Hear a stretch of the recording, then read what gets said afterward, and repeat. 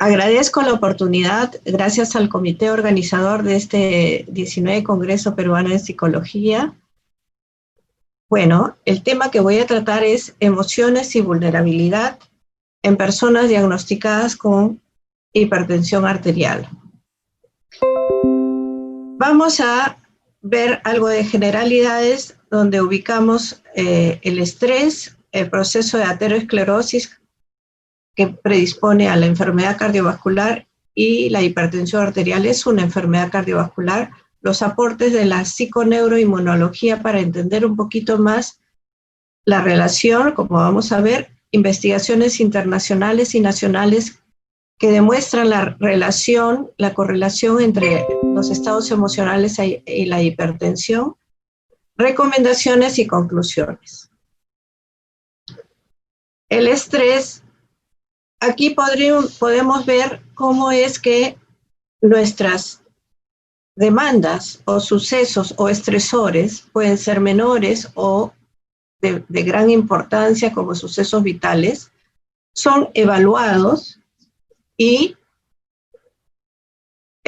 según la demanda, si es reto, desafío, amenaza, sobre todo amenaza, y la persona también evalúa secundariamente, según Lazarus, sus recursos. Todo esto media sus variables disposicionales, como es la personalidad, como vamos a ver. Esto trae como resultado que emitamos respuestas a nivel fisiológico en las que están los procesos involucrados en la hipertensión, asociados a respuestas emocionales y a la forma como uno afronta estos estresores, que van a afectar su estatus fisiológico y psicológico. Dentro de las enfermedades cardiovasculares donde está la hipertensión arterial, ¿no? Estas enfermedades cardiovasculares representan más o menos el 30% de todas las muertes a nivel internacional, a nivel mundial, y también muy significativo en nuestro medio. Los factores de riesgo para las enfermedades cardiovasculares en general está la hipertensión, el tabaquismo, la dislipidemia, la diabetes, obesidad, impacto psicológico. Esto en la enfermedad coronaria. Sin embargo, en la hipertensión arterial encontramos los mismos factores de riesgo, o sea, esos eventos o situaciones que hacen más probable que tengamos un problema de salud. Aquí tenemos una investigación muy interesante del 2005 del doctor Johan Denolet, que investigó la personalidad tipo D de distrés, encontrando que la afectividad negativa, esa tendencia a experimentar emociones negativas en todo momento, situación, la persona se siente infeliz a menudo, asociada a la depresión, tiende a preocuparse, ansiedad, es pesimista, se irrita, tiene bajo autoestima y poca asertividad, tiene síntomas depresivos y ansiedad. Como vamos a ver, esto también estaría asociado a la experiencia hipertensiva y la consolidación del problema de la crisis hipertensiva y la enfermedad hipertensiva. La personalidad entonces está definida por los altos valores de afectividad negativa o emociones negativas, inhibición social, y resulta ser un predictor independiente de mortalidad a largo plazo en pacientes con trastornos cardiovasculares. Ahora está reconocido así. En las investigaciones originales, por ejemplo, de Denolet de la Universidad de Amberes, en Bélgica, se encontró una mortalidad del 23% en pacientes con personalidad tipo D y el 7% con otros tipos de personalidad. En un estudio de seguimiento a 6 años en pacientes con problemas cardiovasculares. Ya es clásico asociar con los problemas cardiovasculares la personalidad tipo A. Se han hecho estudios factoriales de muchas universidades americanas y europeas y se ha encontrado que los factores más asociados a la problemática cardiovascular está este estilo de personalidad, pero asociada a la enfermedad del apuro. Se mueven rápido, están tensos, interrumpen a los demás, no se cansan hasta no terminar lo agendado, son impacientes, no pueden relajarse, tienen un sentimiento crónico de presión temporal. Y por otro lado, la ira, hostilidad, expresión hostil, molesta, voz explosiva, risa hostil, son agresivos, competitivos. La agresividad en cuanto a que sobregeneralizan. Nada haces bien, por ejemplo, ¿no? Uso de lisura y groserías. Y como síntoma presentan intolerancia ante errores que no lo ameritan muchas veces, son hipercríticos, niegan su estado. ¿Qué te pasa? Nada, dicen, ¿no? Niegan su estado emocional, reacciona impulsivamente ante la frustración o provocación.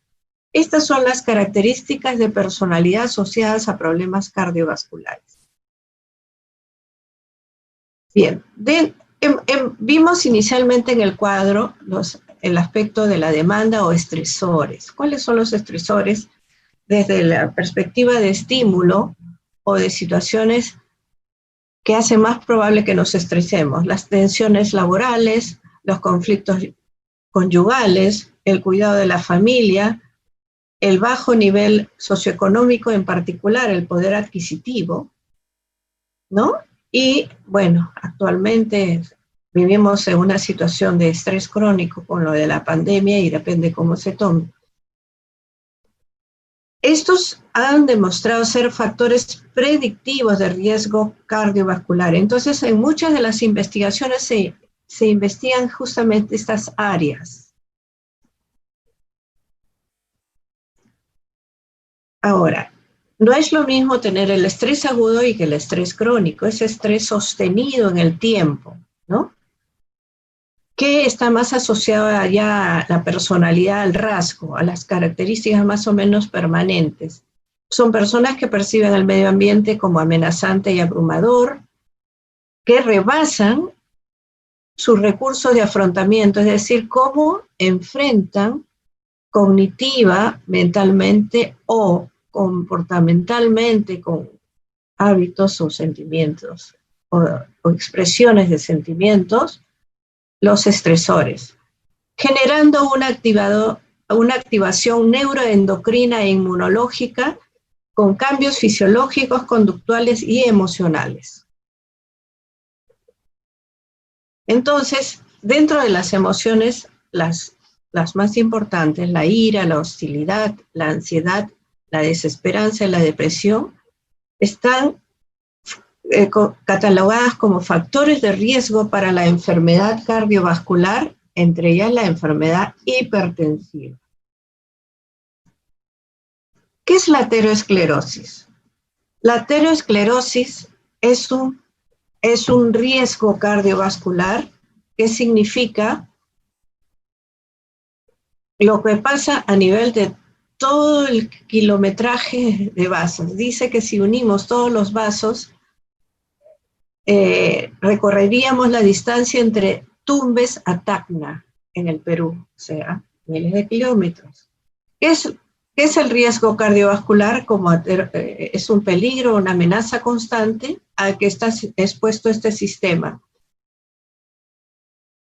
Y aquí tenemos nuestro sistema cardiovascular que debiera fluir todo, ¿no? Pero con la presencia de aterosclerosis, ¿no? Vemos estas placas, ¿no? Que es un proceso lento y que no hay edad para tenerlas. Por ejemplo, estuve en una exposición del presidente de la Asociación Cubana de Aterosclerosis y decía, él es patólogo, analizando las muertes de 0 de un mes a 15 años, ya encontraron procesos ateroscleróticos. O sea, estas placas, ateromatosas se llaman, placas rígidas.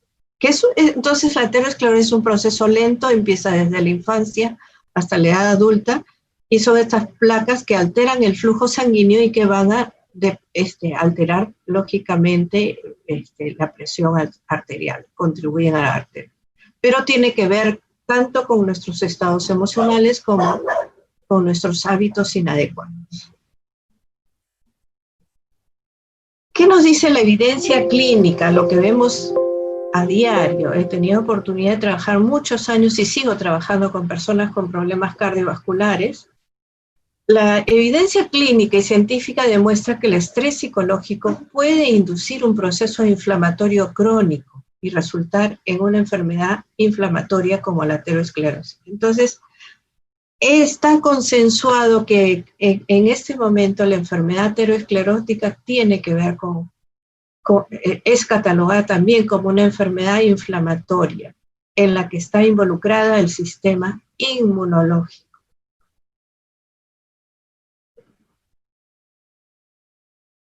Entonces, desde la psiconeuroinmunoendocrinología, tenemos que conocer como profesionales de la salud y en particular como psicólogos de la salud, ¿qué son las citoquinas? Las citoquinas son las células del sistema inmunológico, son moléculas proteicas secretadas por células macrófagas del sistema inmune y cumplen un rol mensajero de la respuesta inflamatoria. Si uno tiene una herida, automáticamente nos inflamamos. Pero esto mientras todo el ejército inmunológico se prepara para esta reparación. Sin embargo, ante estados emocionales, se producen mucho más citoquinas proinflamatorias, promoviendo el proceso de inflamación sistémica. ¿Dónde?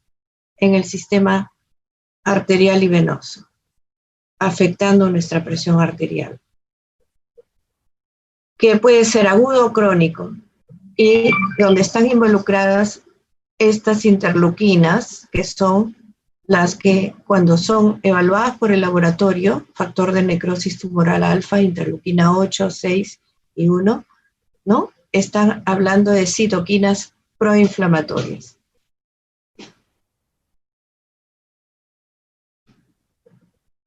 Aquí hay un estudio interesante donde se demostró, Janice Kilcoyne-Glaser, que es psicóloga, con su esposo en el grupo de trabajo, Ronald Glaser, que es inmunólogo y otros profesionales de la salud, que estar interactuando de manera hostil en la relación de pareja produce citoquinas proinflamatorias,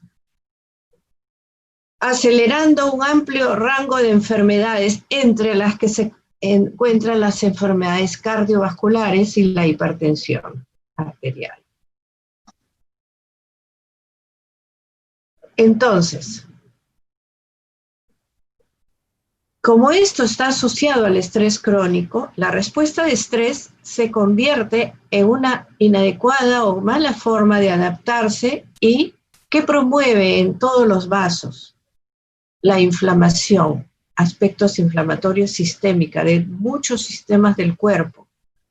Altera ese equilibrio del sistema nervioso autónomo simpático y parasimpático, primando más el simpático, que como vamos a ver más adelante, es inmunosupresor. Altera entonces la función de equilibrio entre el simpático y el parasimpático, contribuye a coagular más la sangre, está asociada a estilos de hábitos negativos, comer grasas, vía sedentaria, fumar, beber alcohol en exceso, consumir drogas estimulantes, etcétera. Y afectos negativos, que es nuestro tema que vamos a tocar. Entonces, los factores psicológicos en las enfermedades cardiovasculares tienen asociados al estrés crónico, como ustedes saben, que si nosotros percibimos constantemente estados de amenaza y nos anticipamos a un futuro incierto, la perspectiva de Lazarus, vamos a tener estados permanentes de ansiedad. Si percibimos injusticia, frustración, daño, a cólera, hostilidad, y si percibimos pérdidas, a estados depresivos, desesperanza primero y depresión. Entonces, estos efectos del estrés crónico, que incluye el aumento de la presión arterial y la consolidación de la hipertensión arterial como enfermedad cardiovascular, producen cambios neurohormonales e inmunológicos que inducen, como ya dije, respuestas provocadas igual como si se sufriera un trauma o daño tisular, que son las respuestas inflamatorias, con las interleuquinas comprometidas y el factor de necrosis tumoral alfa, como ya mencioné. Entonces, el estrés crónico es un gran factor y duplica el riesgo cardíaco. En el 2005, en el Congreso Mundial que se realizó en Bélgica, fue muy satisfactorio para mí, que ya venía trabajando muchos años en el servicio de cardiología de un hospital general. Fue muy satisfactorio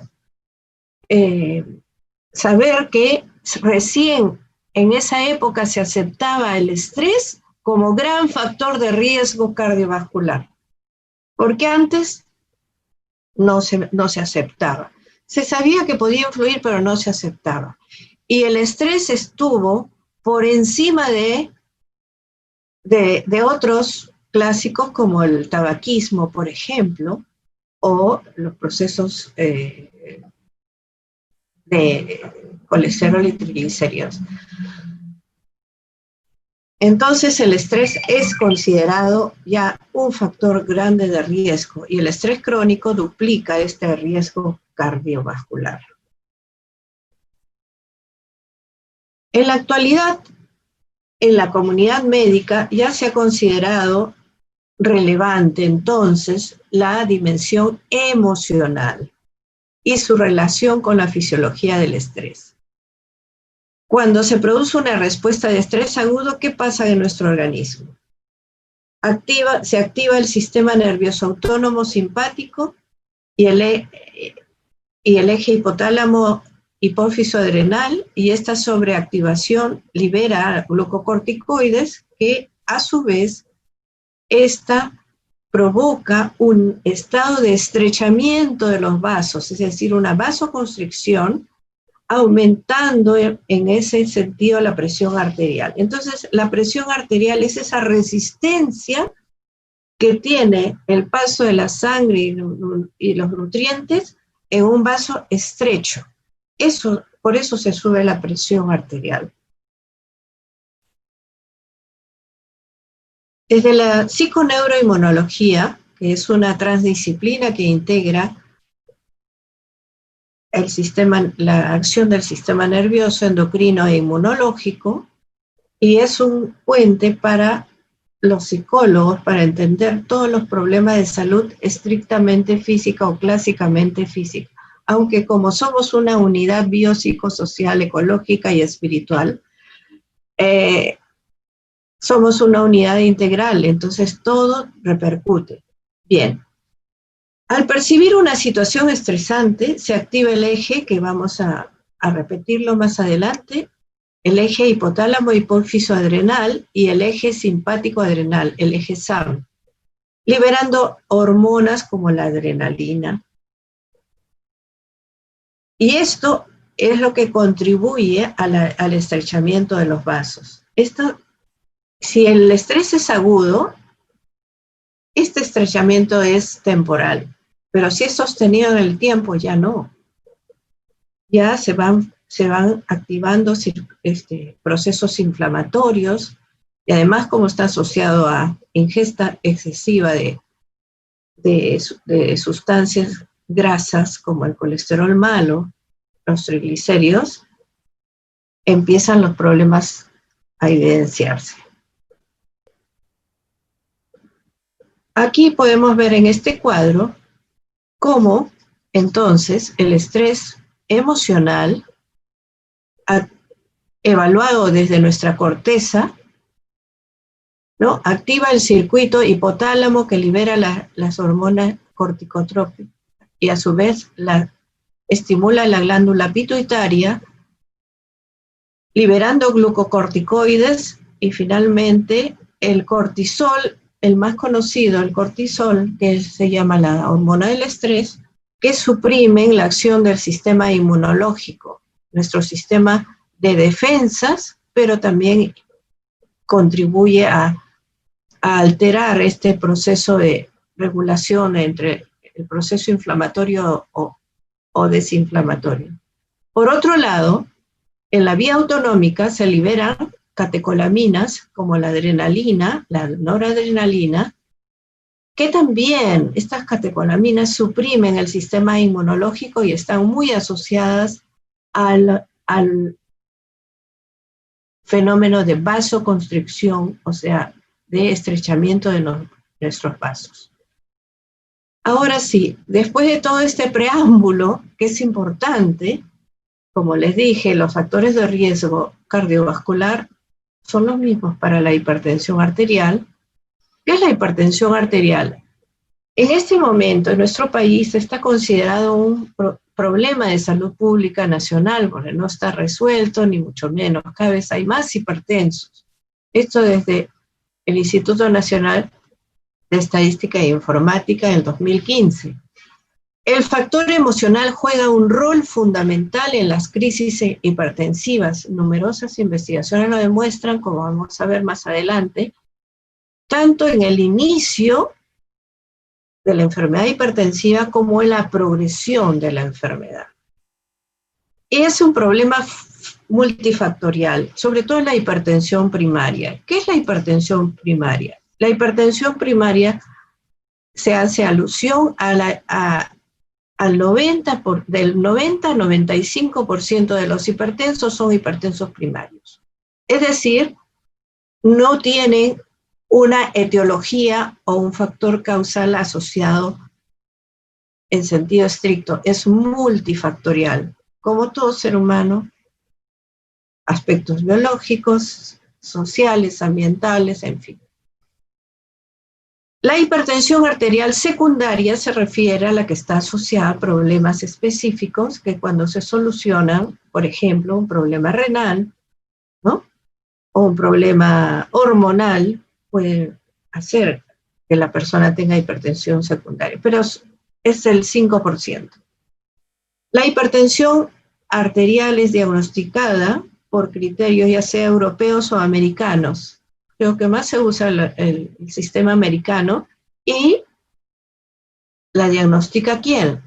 El cardiólogo, el médico internista, sobre todo son los profesionales que mayormente diagnostican. También se diagnostica en los centros de emergencia.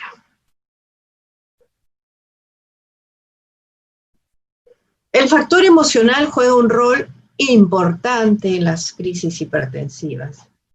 Sin embargo, en la realidad, el paciente hipertenso solo se le da tratamiento farmacológico. Y si lo ven ansioso, tenso, le recetan benzodiazepinas, muchas veces se le dice condicional. Señor o señora, usted cuando se sienta tenso va a tomar estas benzodiazepinas. Contribuyendo sin querer a la adicción de las benzodiazepinas, que está considerada como una de las principales o tranquilizantes, o principales adicciones en nuestro medio por medicamentos. En muchos casos los médicos derivan al médico psiquiatra cuando el caso es agudo. Igualmente, la mayoría de los médicos psiquiatras, cuando es derivado un paciente, no le hacen terapia o no lo derivan a terapia o a estrategias de afrontamiento al estrés, no. Le dan medicación. Entonces, y este no es un problema que se trata como medicación nomás.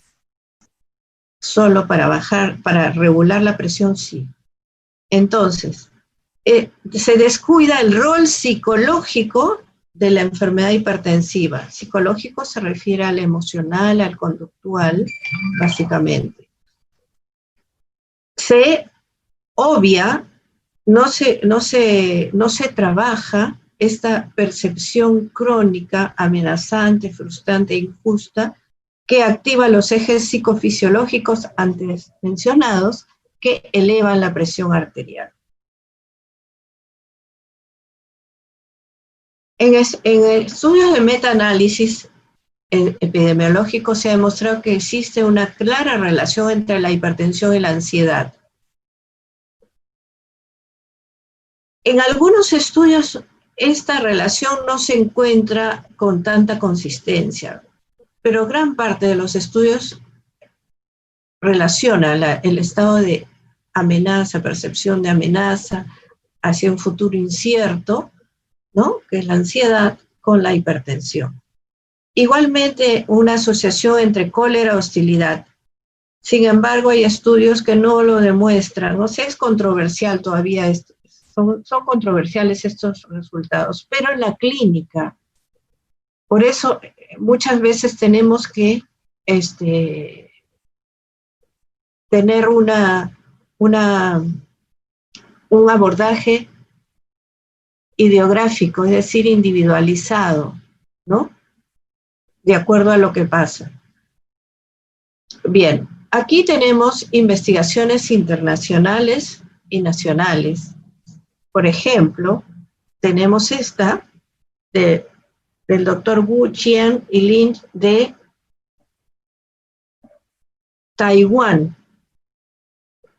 Ellos trabajaron con un estudio epidemiológico con 766.427 personas, de 18 a 39, de 40 a 59 y de 60 a más años, encontrando una gran prevalencia en trastornos de ansiedad en la población en un casi 40%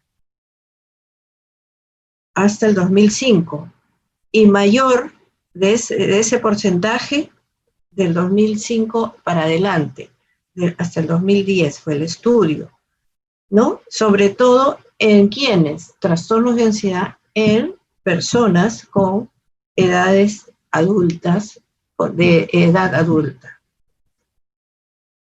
Tenemos aquí el estudio de TEL. Esto es un estudio turco, que ellos trabajaron con 418 personas que les evaluaron cólera y depresión con personas adultas mayores, encontrando una correlación entre ira, tiempo de hipertensión y depresión e hipertensión. Es decir, una correlación entre depresión y cólera entre las personas que tenían el diagnóstico de hipertensión arterial y eran adultos mayores. Tenemos aquí este estudio español de Magán, Sanz, Espinosa, García Vera, que nos habla de un perfil emocional y cognitivo de la hipertensión arterial esencial o primaria frente a la normotensión. Ellos trabajaron con 94 personas, ¿no?, entre jóvenes y adultos mayores. Encontraron diferencias significativas entre ansiedad, depresión y estrés en relación a la hipertensión, pero la mayor diferencia significativa la encontraron con la ansiedad moderada. Asimismo, encontraron pensamientos hostiles y agresivos, pero de forma no tan significativa en las personas hipertensas.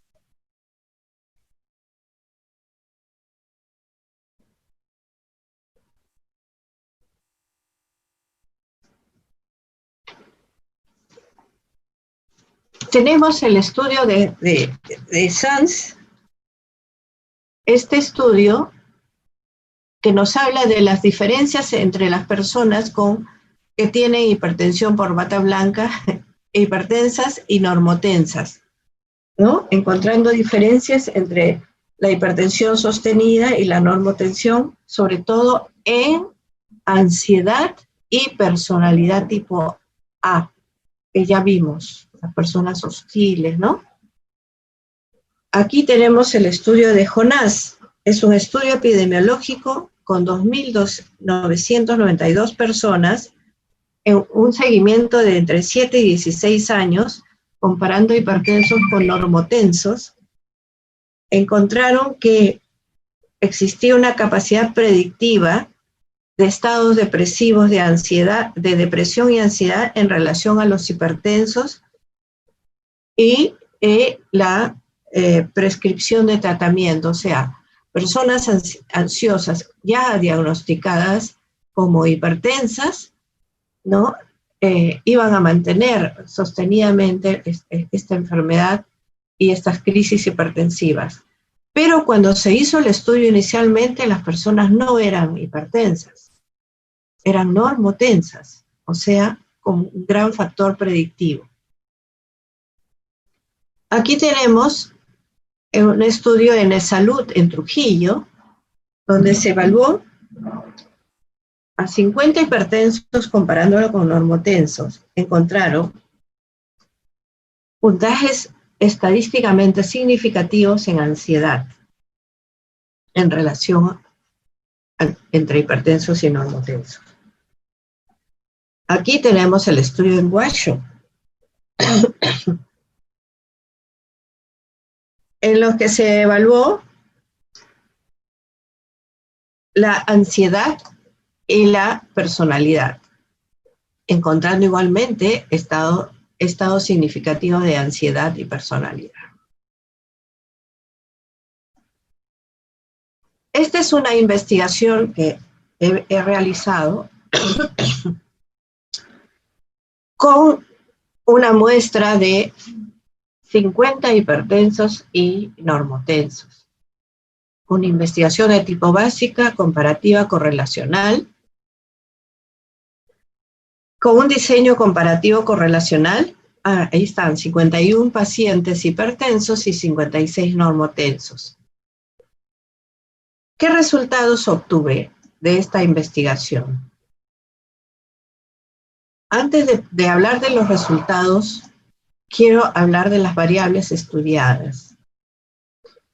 La ansiedad-estado, según Spielberger, gran estudioso de los estados emocionales e investigador, es el estado emocional agudo caracterizado por agitación e intranquilidad, determinado por factores situacionales y por el nivel de ansiedad rasgo del individuo.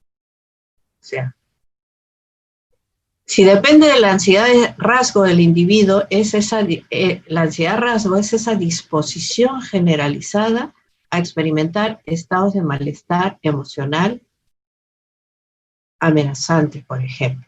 Esa es la ansiedad rasgo. En cólera, que se utilizó en este estudio, hablamos de cólera-estado, estado emocional de cólera experimentado en el momento actual en el que es evaluado. Y rasgo es la disposición generalizada a experimentar estados emocionales de cólera. Esta cólera puede ser expresada o manifiesta en forma física o verbal, o contenida, experimentando la emoción de cólera con supresión de la expresión externa. Pero eso, que se contenga no significa que no se sienta. Y eso afecta a la fisiología, y en particular la condición de presión arterial. Tenemos también cólera contenida y cólera manifiesta en cuanto a controlarse con pensamientos y emociones. Controlarse cuando se experimenta y cuando se expresa. Y la hipertensión en este estudio se le definió como la elevación, y es lo clásico, ¿no?, de la presión arterial por encima de ciertos puntos de corte establecidos por el consenso de especialistas. Como ya dije, depende de si es americano o europeo. El momento de máxima presión es llamado presión sistólica, cuando la sangre es expulsada desde el corazón a las arterias. Y la presión diastólica o mínima es al momento en que el corazón se relaja. Corresponde al momento de menor presión arterial. Bien, ¿qué resultados obtuve en la investigación? Que los hipertensos revelan puntajes significativamente mayores que los normotensos en ansiedad estado y ansiedad rasgo. Eso es en cuanto a la ansiedad. En cuanto a la cólera, presentan cólera rasgo, expresión de cólera, cólera manifiesta o contenida, pero ambos grupos no presentan diferencias tan significativas en cólera estado, control de cólera manifiesta y control de la cólera contenida. O sea, más significativamente presentan ansiedad rasgo y ansiedad estado y cólera rasgo, y no tanto control de cólera manifiesta y cólera contenida. Después de esta investigación se propone brindar estrategias cognitivo-conductuales para afrontar situaciones estresantes asociadas a la ansiedad y cólera. Y en el caso de que el estado hipertensivo o la condición hipertensiva esté asociada a trastornos de ansiedad, eso requiere un tratamiento más especializado o diferenciado, diríamos así. Pero si está asociado a cómo se perciben las situaciones, si son amenazantes o no, sostenidos en el tiempo, se puede hacer lo que se conoce como terapias mente-cuerpo. Desde la psiconeuroinmunología son muy solicitadas. Aquí tenemos el estudio de Pelletier, que es un estudio interesante de metaanálisis, donde este estudio postula que hay abundante bibliografía científica que apoya la idea que la intervención basada en la psiconeuroinmunología junto al tratamiento médico convencional es más eficaz que el tratamiento médico solo y debería ser incorporada a la práctica en los sistemas de salud. Estas intervenciones se conocen como medicina mente-cuerpo. Este autor presenta una serie de hallazgos y solo les he traído lo que corresponde a la hipertensión, de un metaanálisis donde se trabajó con 1.651 sujetos y se propone como evidencia que funciona para los hipertensos las terapias mente-cuerpo, ya sea en un programa multicomponente o solo, donde se privilegian las terapias de relajación, que pueden ser muy útiles en el manejo integral de la hipertensión arterial.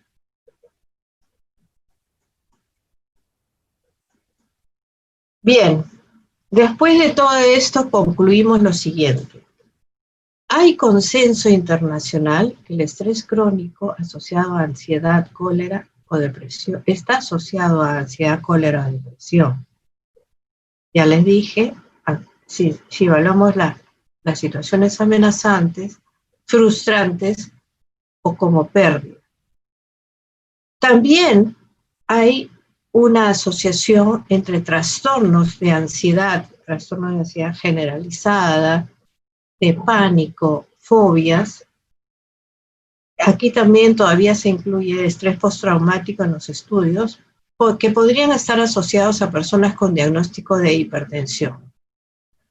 La relación ansiedad-hipertensión arterial es mucho más significativa en la mayoría de los estudios que la relación cólera e hipertensión arterial.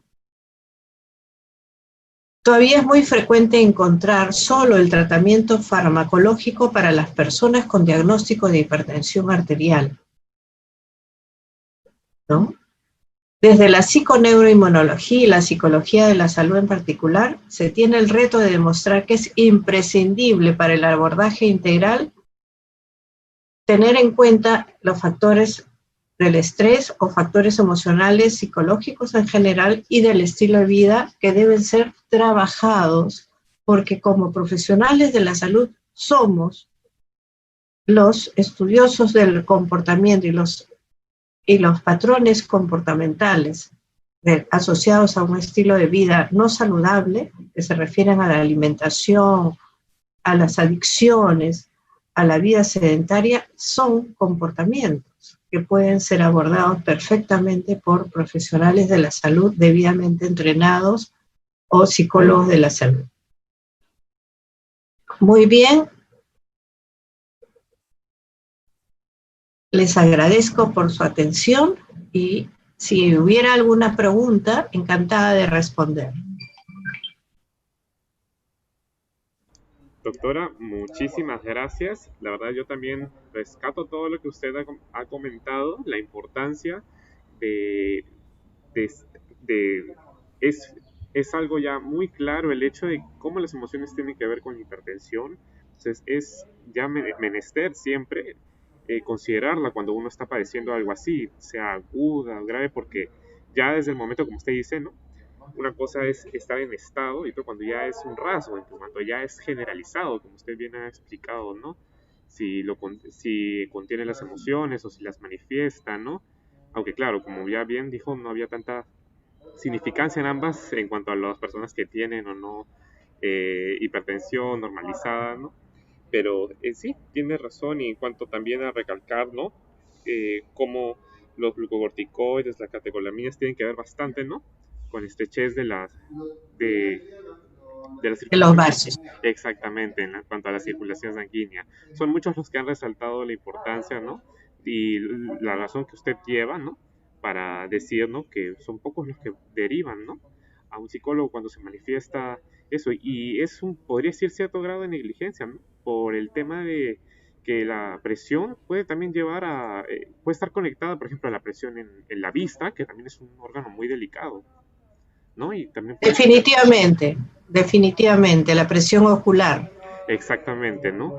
Y es algo, ¿no? Importante. A ver si entre las preguntas, ¿usted considera, ¿no? Que se le deba medicar a una persona que manifiesta hipertensión aguda? ¿Es necesario o tan solo una terapia o un tratamiento psicológico por ese momento es suficiente? Sí. Bueno, por la estrechez del tiempo, la mayoría de los médicos, si al momento de ser evaluado el paciente le encuentra presión alta, ya lo recetan, ¿no? Pero considero que puede ser aguda, si es aguda, no necesariamente significaría que ya tiene un estado crónico de alteraciones en la presión arterial. Eso hay que evaluarlo. Y gracias por su pregunta, porque la única forma de evaluar esto y es costoso en algunos lugares o inaccesible en otros lugares, es el monitoreo de 24 horas de la presión arterial. Eso es lo que le da una convicción al médico tratante de que ya necesita ser medicado si es que, según este monitoreo, ¿no? Porque puede ser agudo, una persona puede estar pasando por momentos difíciles y subírsele la presión, pero después se restablece. Entonces habría que ahondar un poquito. Sin embargo, en la práctica no se da esto. Como bien dice usted, ¿no? Es algo, el monitoreo, ¿no? Apuntar cuánto sale en la presión, es fundamental para saber si también es necesario o claro, ¿no? Sí. A veces la situación conlleva eso, pero como bien usted explicó, no hay que generar dependencia, ¿no? Hay que saber ser Claro, autónomos para afrontar situaciones y no depender siempre, ¿no? Porque es lo que conlleva una adicción, como bien dijo usted. sí, porque una pastilla, y lo sabemos, nos puede aliviar en ese momento, un momento crítico, pero no nos enseña a afrontar las situaciones amenazantes o lo problemático de la vida, los estresores. La pastilla no nos da esas herramientas, y eso es un buen afrontamiento. que lo dan los recursos psicológicos, o lo que le dice Pelletier y los que hacen psiconeuro, las terapias mente-cuerpo, que en realidad son terapias validadas, basadas en evidencia de estrategias de afrontamiento al estrés, centradas en la solución de problemas, en la reestructuración cognitiva, en las estrategias de relajación, visualización, meditación.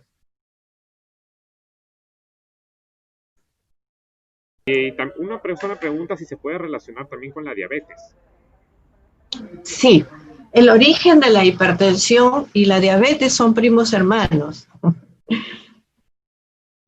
He tenido oportunidad de trabajar específicamente en un servicio como el de cardiología en un hospital general, 18 años, en el programa de rehabilitación cardíaca. La mayoría de las personas que habían tenido ya infarto y que habían sido operadas de bypass aortocoronario o con implante de stent, angioplastía que se llama, el 70% de esta población, el 70-75% de esta población era diabética, ¿no? Entonces hay una gran asociación ahí. Por otro lado, la persona con diabetes, por ejemplo, ¿no? Sobre todo la diabetes mal controlada, ¿no? Come inadecuadamente, se estresa, puede estar ansiosa, deprimida, o tiene estados, ¿no?, constantes emocionales no debidamente afrontados o tratados, y eso ya vemos que está asociado al proceso ateroesclerótico. ¿Saben ustedes que la diabetes mal controlada es la responsable entonces de afectar aún más los vasos? El proceso ateroesclerótico no es otra cosa de ese proceso de obstrucción de nuestros vasos que debieran estar limpios. Entonces, la diabetes mal controlada va a contribuir a que se tenga más hipertensión porque los vasos están más obstruidos, y también se oxida más, hay un estrés oxidativo que contribuye a mayor inflamación, mayor congestión arterial.